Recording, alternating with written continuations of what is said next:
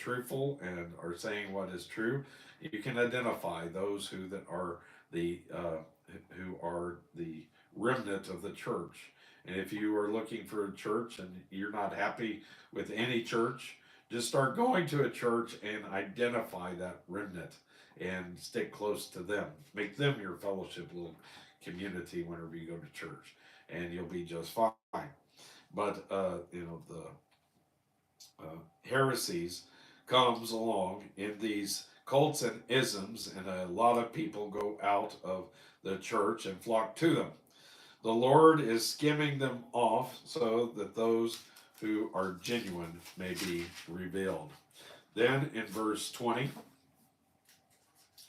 he says, when ye come together, therefore, into one place, this is not to eat the Lord's Supper.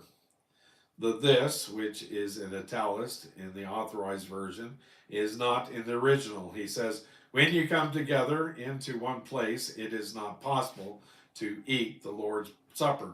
It is impossible for them to celebrate the Lord's Supper because of the way that they are conducting the feast which preceded it. Under such circumstances, they couldn't celebrate the Lord's Supper. Excuse me. Verse 21, for in eating everyone taketh before other his own supper, and one is hungry and another drunken.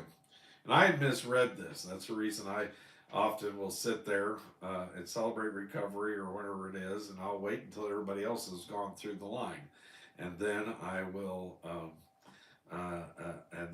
go through.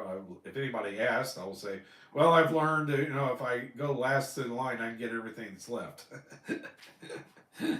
But that's not what I was really talking about here. Well, I was thinking that it meant whenever that they went through the line, they were being piggish and they filled up their plate so much there wasn't anything left for the people that were left at the end of the line. But no, apparently these people are bringing their own supper. They're bringing their own plate from their own homes and just eating it there with everybody else. It wasn't a communal meal. It wasn't a real feast as it should have been. Mainly, I guess, because, well, then they could eat their meat sacrificed to idols and not be questioned by their weaker brother. Oh, my goodness. What a comment that is. Some poor fellow could come to the dinner and he couldn't even bring a covered dish of scalloped potatoes. He was that poor. He was hungry. Next to him would sit a rich man who had fried chicken and ice cream for dessert, and he wouldn't pass one bit of food to the poor fellow who was hungry. The fellowship was broken, and there would not be fellowship when there was a situation like that.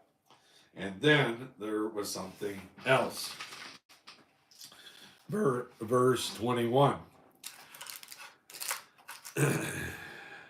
For in eating, everyone taketh before others his own supper, and one is hungry and the other is drunken. What a comment that is. Some poor fella would come to dinner and he wouldn't even bring a covered dish. Whoa. Yeah. I already read that, didn't I? Here's something else. Verse 22. What? Have ye not houses to eat and to drink in? Or despise ye the church of God? And shame him that have not.